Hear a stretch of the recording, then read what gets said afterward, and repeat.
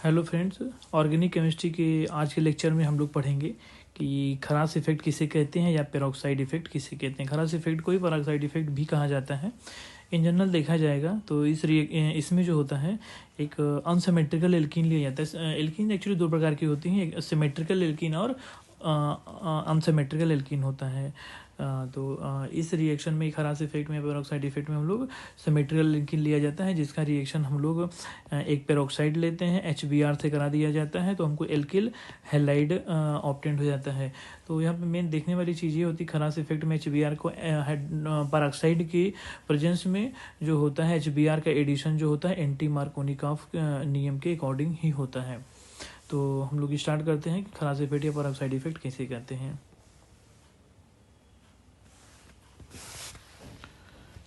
देखते हैं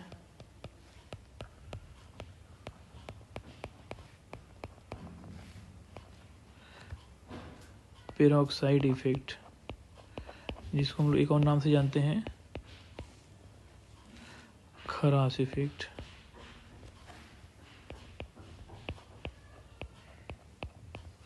इस इफेक्ट में जो होता है HBr का एडिशन होता है अनसिमेट्रिकल एल्कीन में according to the anti Markovnikov rule in presence of peroxide. तो हम लोग दो लाइन इसके बारे में लिख सकते हैं।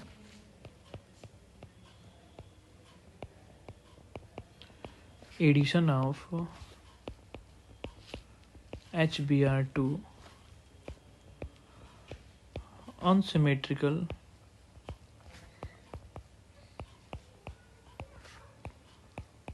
alkene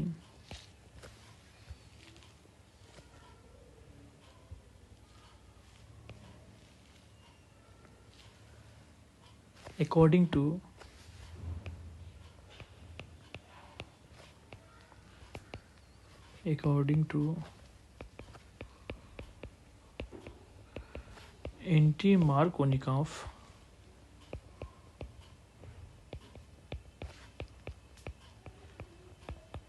anti Markovnikov rule in presence of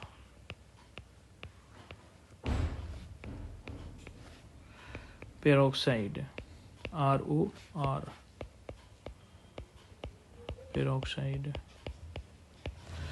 तो इस रिएक्शन में या इस डिफिनीशन में हमने कुछ टर्म्स यूज किया है। Unsymmetrical alkene, anti Markovnikov rule and peroxide. तो वन बाय वन देखते हैं क्या होता है। अनसिमेट्रिकल एल्कीन मीन्स एल्कीन्स जो होते हैं मेनली दो प्रकार के होते हैं।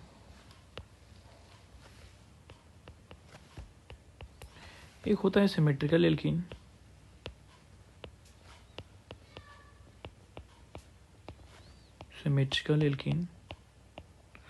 और दूसरा होता है अनसिमेट्रिकल एल्कीन।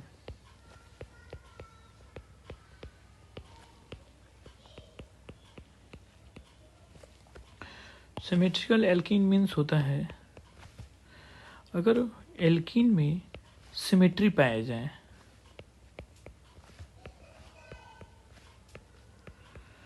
सपोज यहाँ पे अगर एक मिरर रखा जाए, इन दोनों कार्बन के बीच में एक मिरर रखा जाए और मिरर के दोनों साइड में जो इमेज बन रही सेम इमेज बन रही है तो उसको बोला जाता है सिमेट्रिकल एल्कीन बोलते हैं। तो उसको बोलते हैं सिमेट्रिकल एल्कीन बोलते हैं। अगर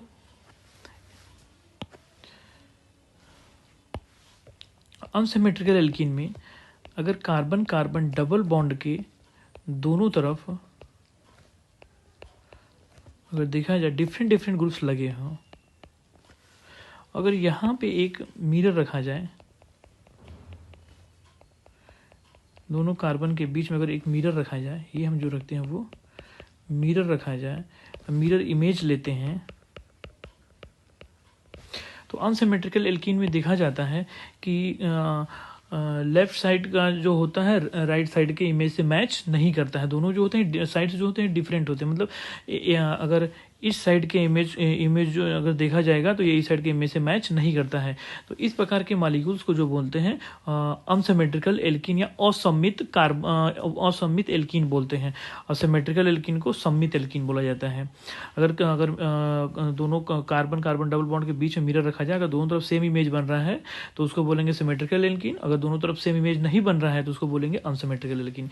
तो जो पेरोक्साइड इफेक्ट या खरास इफेक्ट होता है, वहाँ पे हम लोग जब भी लिया जाता है, हम लोग सिमेट्रिकल एल्कीन का उपयोग किया जाता है। कभी भी अनसिमेट्रिकल एल्कीन का प्रयोग किया जाता है, वहाँ पे सिमेट्रिकल एल्कीन का उपयोग नहीं किया जाता है। अब दूसरा टर्म हम लोगों ने यहाँ पे यूज किया है, फर्स्ट टर्म था एल्कीन, अनसिमेट्रिकल एल्कीन। दूसरा टर्म हमने यूज किया है एंटी मार्कोनिकॉफ का नियम, एंटी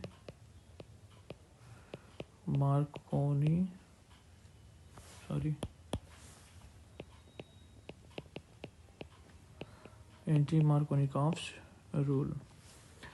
इसके अकॉर्डिंग जब भी कोई एल्कीन लिया जाएगा, अनसिमेट्रिकल एल्कीन, सपोज यहाँ पे हम अनसिमेट्रिकल कोई एल्कीन लेते हैं, CH3 CH double bond CH2, तो कार्बन कार्बन डबल बॉन्ड के इस कार्बन पे देखेंगे तो एक हाइड्रोजन है और दूसरे वाले कार्बन पे देखेंगे तो 2 हाइड्रोजन है। सपोज यहाँ पे हम लोग HBr का एडिशन करा रहे हैं एंटी मार्कोनिकॉफ के नियम से, तो HBr को अगर तोड़ा जाएगा तो H पॉजिटिव और Br नेगेटिव बनेगा। तो एंटी मार्कोनिकॉफ नियम के अकॉर्डिंग एल्कीन उस कार्बन पे अटैक करेगा जहाँ पे नंबर ऑफ हाइड्रोजन जो होते हैं ज़्यादा होते हैं। तो हम यहाँ पे देख सकते हैं जो पहला कार्बन है यहाँ पे 2 हाइड्रोजन है, दूसरे वाले में जो है 1 ही हाइड्रोजन है।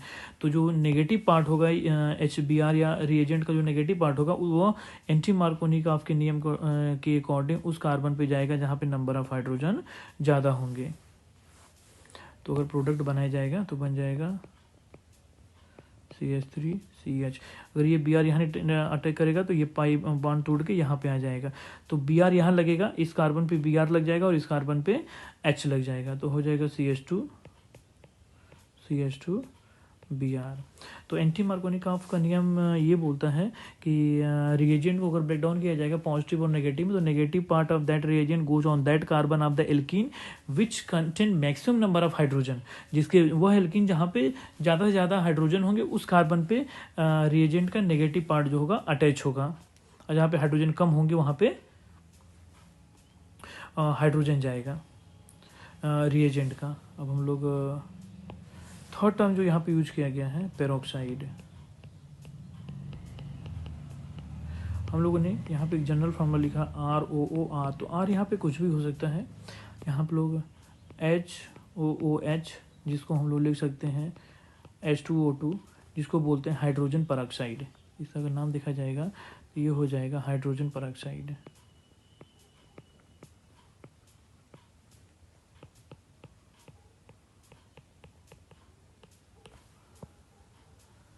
तो यहाँ पे हम लोग हाइड्रोजन पेरोक्साइड ले सकते हैं। तो इस रिएक्शन में जो पेरोक्साइड इफेक्ट होता है इसमें मेनली होता है एडिशन ऑफ HBr। इस चीज़ को याद रखेंगे, यहाँ पे जो एडिशन होता है केवल HBr का होता है। जैसे जो हैलो एसिड्स होते हैं उसमें 4 होते हैं, HF HCl HBr और HI। केवल यहाँ पे जो होता है HBr का इस्तेमाल किया जाता है, बाकी किसी हैलो एसिड का इस्तेमाल नहीं किया जाता। उसका रीजन हम लोग अभी देखते हैं। तो यहाँ पे हम लोग देख सके हैं जो अनसिमेट्रिकल मीन्स हो गया, अगर मिरर रखा जाएगा तो दोनों तरफ जो इमेज जो होगी वो डिफरेंट आएगी, अब वो उसको अनसिमेट्रिकल एल्कीन बोलते हैं। और एंटी मार्कोनिकॉफ रूल तीसरा जो होता है पेरोक्साइड। तो इस नियम के अकॉर्डिंग जो हो जाएगा खरास इफेक्ट में जो होता है addition of HBr to unsymmetrical alkene according to anti Markovnikov rule in the presence of peroxide.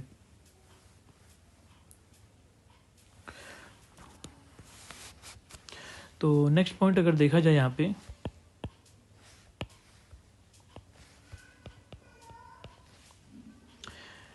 कि फर्क का जो खरास इफेक्ट या पेरोक्साइड इफेक्ट होता है,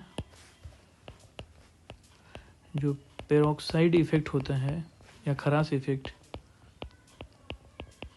इसमें जो रिएजेंट लिया जाता है केवल HBr का यूज किया जाता है, जबकि HF HCl और HI का प्रयोग जो होता है खरास इफेक्ट में नहीं किया जाता है। तो इनके पीछे रीजन ये होता है,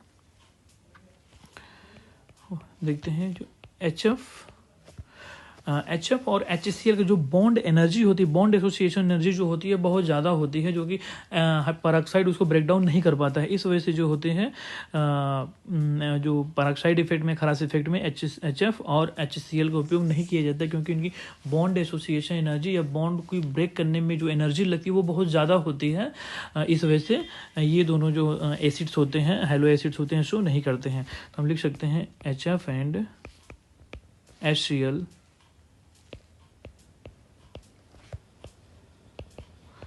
bond dissociation energy is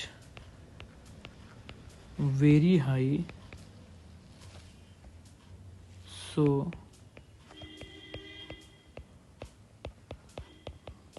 peroxide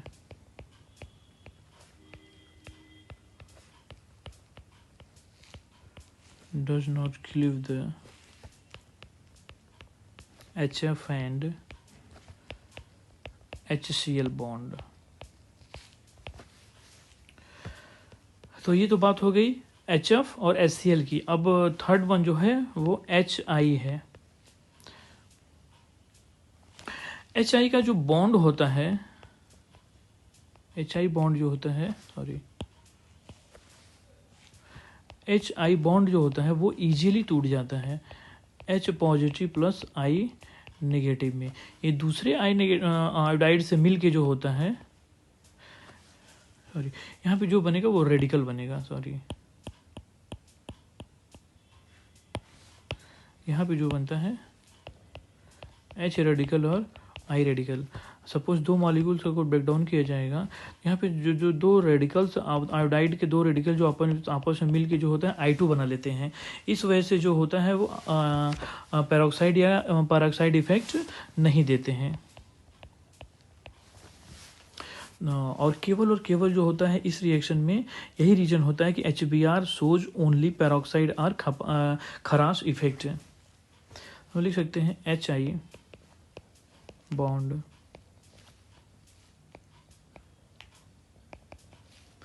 easily break by peroxide and form H radical and I radical, but two I radicals combine with each other to form I2. That's why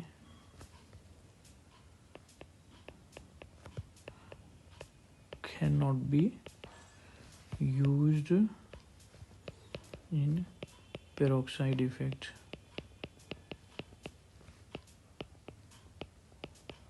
इस प्रकार हम लोग देख सकते हैं कि जो खराश इफेक्ट होता है वह केवल HBr देता है, HF, HCl और HI ये रिएक्शन नहीं देते हैं।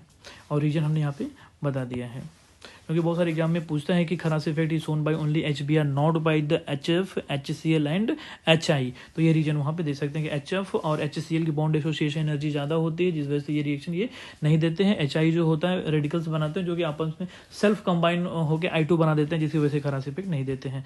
Kharasch effect is shown by Kharasch effect are peroxide effect is shown by only HBr, and this reaction is proceed through the free radical mechanism।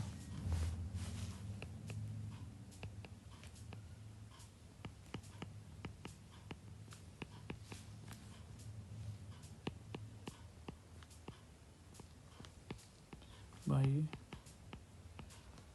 free radical mechanism।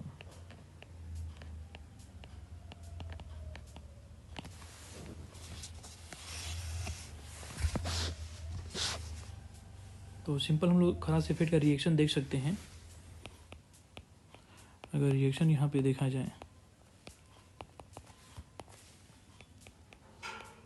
CH3 CH CH2 hydrogen पर oxide free radical initiator की तरह use किया जाता है। And HBr ले लेंगे। HBr को break down किया जाएगा H पॉजिटिव Br नेगेटिव में, तो यहाँ पे लगाया जाएगा एंटी मार्कोनिकॉफ रूल। उसके अकॉर्डिंग जो ये नेगेटिव पार्ट होता है रिएजेंट का, उस कार्बन पे जाएगा जहाँ पे नंबर ऑफ हाइड्रोजन ज़्यादा होते हैं, और प्रोटॉन वहाँ जाएगा जहाँ नंबर ऑफ हाइड्रोजन कम होते हैं। तो जो हमारा प्रोडक्ट मिल जाएगा CH3 CH2 CH2 Br, ये जो हो जाएगा खरास इफेक्ट प्रोडक्ट हो जाएगा ये।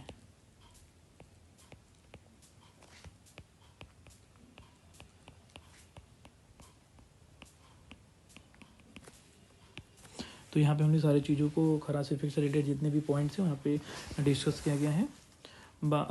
बाकी चीज़ों को हम लोग बाकी रिएक्शंस को नेक्स्ट क्लास में डिस्कस करेंगे या नेक्स्ट लेक्चर में डिस्कस किया जाएगा। Thank you. तो हम लोग नेक्स्ट पॉइंट देखते हैं। अगर हम लोग डिफरेंट रिएजेंट्स कॉम्बिनेशन लेते हैं, फिर देखते हैं किस कॉम्बिनेशन में खरास इफेक्ट लगेगा, किस कॉम्बिनेशन में खरास इफेक्ट नहीं लगेगा, ये रिएजेंट पे डिपेंड करेगा।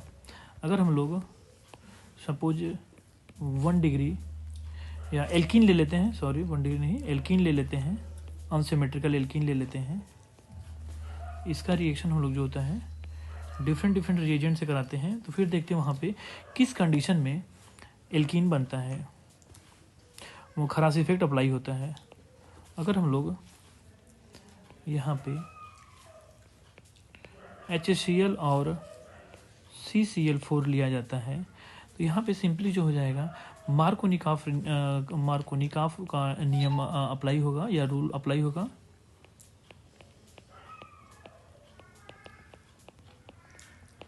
मार्कोनिकॉफ रूल अप्लाई होगा और जो हमारा प्रोडक्ट बन जाएगा मार्कोनिकॉफ में होगा, जो रिएजेंट का नेगेटिव पार्ट होगा वो उस कार्बन में जाएगा जहाँ पे नंबर ऑफ हाइड्रोजन कम होंगे, तो प्रोडक्ट बन जाएगा CH3 CH Cl CH3। या अगर दूसरा यहाँ पे जो होता है, जो ये जो होता है मैकेनिज्म देखा जाएगा, यहाँ इलेक्ट्रोफिलिक एडिशन रिएक्शन होगा, यहाँ पे इलेक्ट्रोफिलिक एडिशन रिएक्शन। यहाँ पे जो H पॉजिटिव होगा वो इलेक्ट्रोफाइल होगा। सेकेंड रिएक्शन अगर हम लोग देखते हैं, अगर HCl का रिएक्शन परऑक्साइड से करा देते हैं, एग्जाम्पल में जैसे सपोज हम लोग हाइड्रोजन परऑक्साइड ले लेते हैं, तो हम लोगों को जैसे ऊपर रिएक्शन में देखा है कि खरास इफेक्ट तभी अप्लाई होगा जब वहाँ पे HBr लिया जाएगा, न कि HCl HF या HI लिया जाएगा। तो यहाँ पे भी कोई खरास इफेक्ट नहीं होगा, यह भी सिंपल जो हो जाएगा मार्कोनिकॉफ नियम यहाँ पे अप्लाई होगा, जो HCl का एडिशन होगा अकॉर्डिंग टू मार्कोनिकॉफ नियम से होगा। तो यहाँ पे भी जो प्रोडक्ट बन जाएगा वो बन जाएगा CH3 CH Cl CH3, और रिएक्शन ये रिएक्शन हो जाएगा इलेक्ट्रोफिलिक एडिशन रिएक्शन हो जाएगा ये। नेक्स्ट देखते हम लोग हैं, अगर ये रिएक्शन हम लोग HI प्लस हाइड्रोजन परऑक्साइड ले लेते हैं, तो भी यहाँ पे खरास इफेक्ट नहीं होगा, क्योंकि हमने जैसे ऊपर पढ़ा है ऊपर वाले लेक्चर में कि खरास इफेक्ट तभी अप्लाई होगा जब वहाँ पे हाइड्रोजन परऑक्साइड लिया जाएगा, कि HBr के साथ हाइड्रोजन परऑक्साइड लिया जाएगा तभी लगेगा, HI के साथ नहीं लगेगा। इसलिए यहाँ सिंपली जो हो जाए खरास इफेक्ट न लगा के एंटी मार्कोनिकॉफ का रूल ना अप्लाई होगा, यहाँ पे मार्कोनिकॉफ का रूल अप्लाई होगा, और जो प्रोडक्ट यहाँ पे बन जाएगा वो CH3 CHCl CH3। यह भी सिंपली हो जाएगा इलेक्ट्रोफिलिक एडिशन रिएक्शन हो जाएगा ये। या फिर नेक्स्ट एग्जांपल अगर हम लोग देखते हैं, HBr लेते हैं और यहाँ CCl4 ले लेते हैं, मीन्स HBr के साथ अगर CCl4 है तो वहाँ पे खरास इफेक्ट, परऑक्साइड इफेक्ट या एंटी मार्कोनिकॉफ का एडिशन नहीं होगा, सिंपली यहाँ पे मार्कोनिकॉफ का नियम होगा, का नियम अप्लाई होगा, जैसे कि ऊपर वाले एग्जांपल हमने देखा है, मार्कोनिकॉफ का नियम अप्लाई होगा और जो प्रोडक्ट बन जाएगा वो CH3 CH Br, सॉरी यहाँ पे I लग जाएगा, Br CH3। यह भी सिंपली जो होगा इलेक्ट्रोफिलिक एडिशन रिएक्शन होगा। तो मार्क, अब क्वेश्चन ये उठता है कि मार्कोनिकॉफ का नियम किस कंडीशन में अप्लाई होगा। जैसा कि हमने पढ़ा है, जब HBr का एडिशन जो हो जाएगा किसी पराक्साइड की उपस्थिति में या प्रेजेंस में होगा तभी खरास इफेक्ट यहाँ पे लगेगा, और यहाँ पे जो हो जाएगा एंटी मार्कोनिकॉफ का नियम तब अप्लाई किया जाएगा, और इसी केस को बोला जाता है खरास इफेक्ट। खरास इफेक्ट या पराक्साइड इफेक्ट इसी को बोला जाता है। तो जो प्रोडक्ट बनेगा अकॉर्डिंग टू एंटी मार्कोनिकॉफ के नियम के अकॉर्डिंग बनेगा, जैसा कि ऊपर हम लोगों ने देखा है। और ये जो हो जाएगा वो फ्री रेडिकल मैकेनिज्म हो जाएगा। ये जो हो जाएगा free radical addition reaction.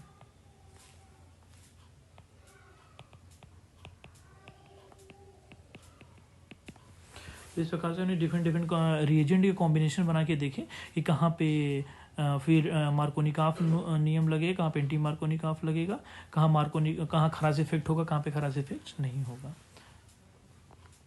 Next हम लोग देखते हैं मैकेनिज्म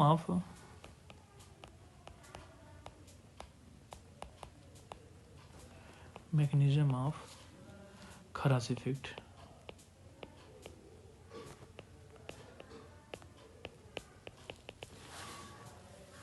जैसा हमने अभी देखा है, जो खरास इफेक्ट होता है वो फ्री रेडिकल एडिशन रिएक्शन होता है। फ्री रेडिकल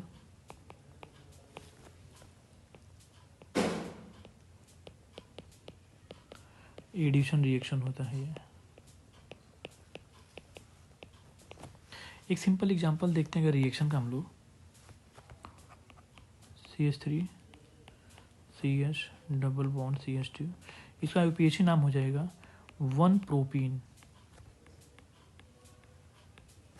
अगर इसका रिएक्शन हो लोग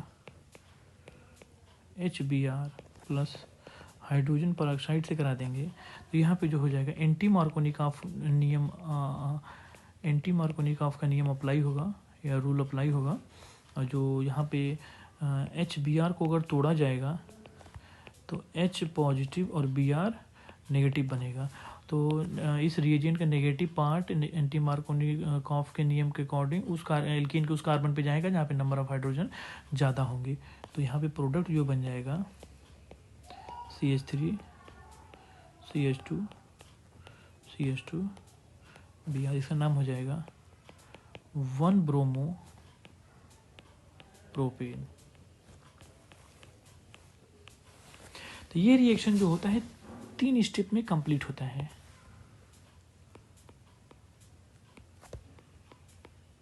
कंप्लीटेड इन 3 स्टेप्स।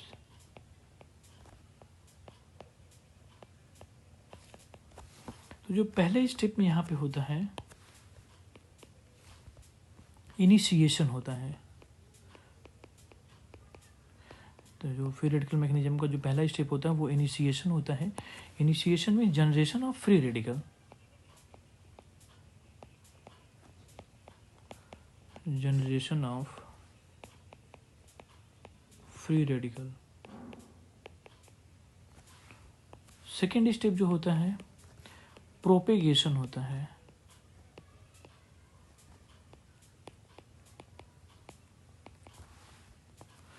प्रोपेगेशन में होता है reaction propagate with free radicals.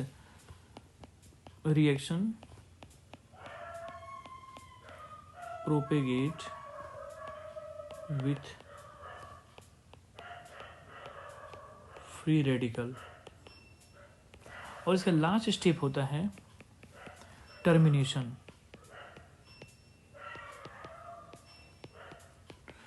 तो खरास इफेक्ट के लास्ट स्टेप के टर्मिनेशन में ये होता है कि 2 रेडिकल्स आपस में जो होता है कंबाइन कर जाते हैं और एक न्यूट्रल मॉलिक्यूल बना देते हैं, वो होता है उसका टर्मिनेशन होता है। 2 रेडिकल्स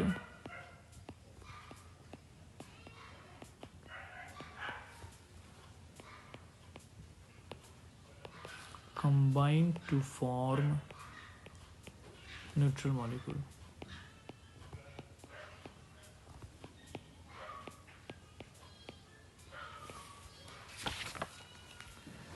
तो यहाँ पे हम लोग देखते हैं कि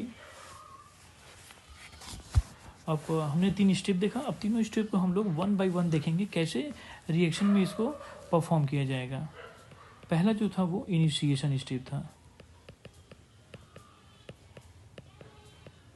यहाँ ऊपर देख सकते हैं इनिशिएशन मीन्स होता है generation of free radical. Means free radical कैसे बनेगा। सपोज हम यहाँ पे पेरोक्साइड ले लेते हैं,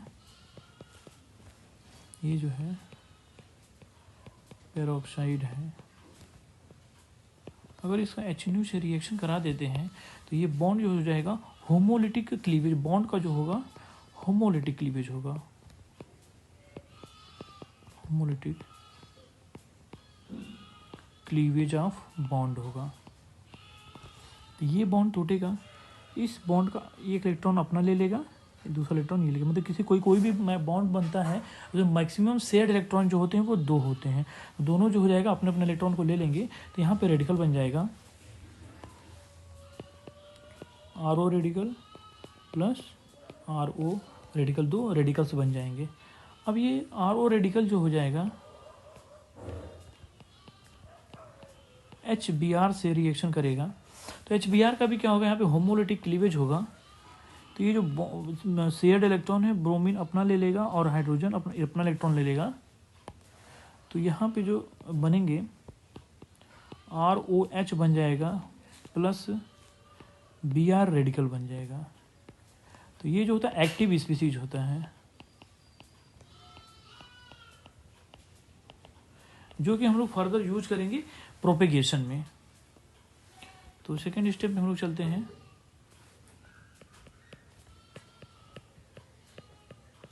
प्रोपेगेशन। प्रोपेगेशन में ये होगा एल्कीन का हम लोग होमोलिटिक क्लीवेज कराएंगे, CH डबल बॉन्ड CH2। तो यहाँ पर होमोलिटिक क्लीवेज होगा तो हमको एक रेडिकल मिलेगा। तो ये हो जाएगा CH3 CH radical and CH2 radical. अब यहाँ पे चांसेस ये होते हैं अगर Br का एडिशन कराया जाएगा, Br रेडिकल का एडिशन कराते हैं, इस रेडिकल से कॉम्बिनेशन कराया जाएगा, रिएक्शन कराया जाएगा, यहाँ पे पॉसिबिलिटी है कि ये इस कार्बन से भी अटैच हो सकता है और इस कार्बन से भी अटैच हो सकता है।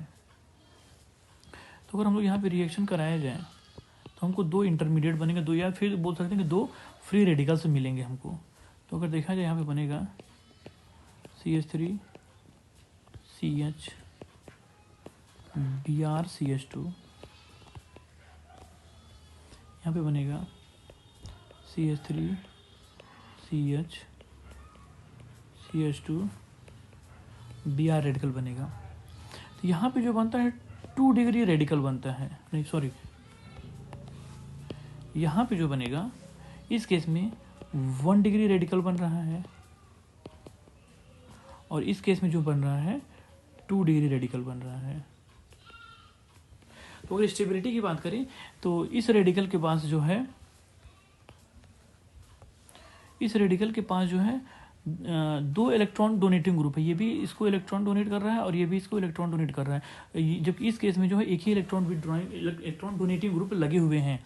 तो इस वजह से जो होगा 2 डिग्री जो रेडिकल्स होते हैं वो मोर स्टेबल होते हैं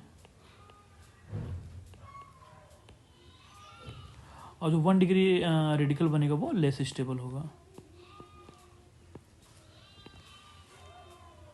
तो यहाँ पे हमको एक रेडिकल मिल गया। तो हमको जो रिएक्शन प्रोसीड होगा इस रेडिकल से किया जाएगा, इस रेडिकल से प्रोसीड नहीं किया जाएगा क्योंकि ये जो है हाईली अनस्टेबल है। तो हमको अब रिएक्शन प्रोपेगेट कराना है। यहाँ पे जो होगा CH3 CH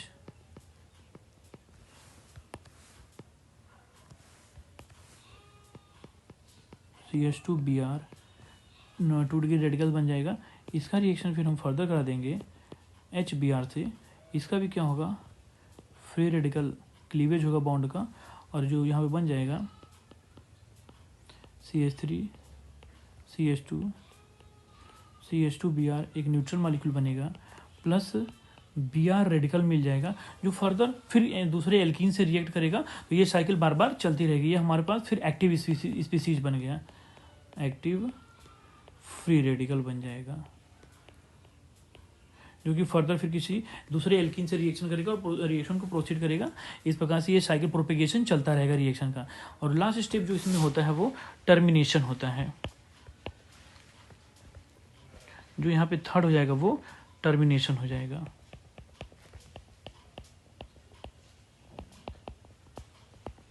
टर्मिनेशन मीन्स होता है when two radicals combine with each other, then they stop the reaction and form the neutral molecule.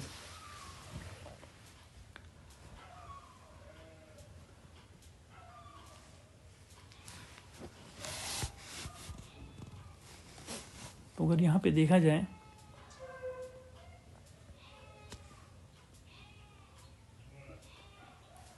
Termination में ये भी हो सकता है, सॉरी कलर चेंज कर लेते हैं पेन का। अगर Br रेडिकल आपस में कंबाइन हो जाएंगे तो Br2 बना देंगे, या फिर H रेडिकल Br रेडिकल आपस में मिलके HBr बना देंगे, या फिर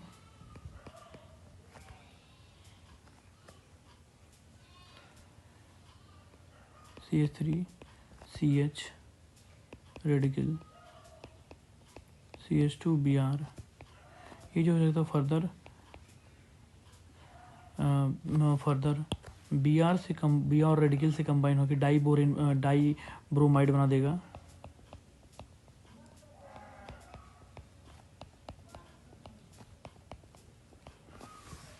या फिर ये दोनों रेडिकल आपस में भी कंबाइन हो सकते हैं, एक अलग रेडिकल बना सकता है। दो मॉलिक्यूल आपस में कंबाइन हो जाए, ये बन जाएगा CH3 CH CH2Br CH CH3 CH2Br। तो टर्मिनेशन में इनमें से कोई किसी भी स्टेप से जो होता है ये रिएक्शन टर्मिनेट हो सकता है। तो इस प्रकार से हम लोग देख सकते हैं खरास इफेक्ट का हम लोग मैकेनिज्म देखे हैं कैसे कंप्लीट होता है। तो जो खरास इफेक्ट का जो मैकेनिज्म होता है वो जो होता है 3 स्टेप्स में कंप्लीट होते हैं, initiation, propagation and termination. Initiation means होता है फॉर्मेशन या generation of free radical, propagation means होता है reaction of substrate with free radical and generate another radical that further react with alkene and proceed the reaction. And last step होता है termination step. इसमें क्या होता है, दो रेडिकल्स आपस में कंबाइन होकर एक न्यूट्रल मॉलिक्यूल बना देते हैं और रिएक्शन को वहाँ पे स्टॉप कर देते हैं। आई होप सारी चीज़ आप लोगों को समझ में आया होगा। अगर इस रिएक्शन में कहीं भी कोई दिक्कत आती है तो या एज ए सजेशन कुछ देना चाहते हैं रिएक्शन, तो आप लोग कमेंट में लिख सकते हैं।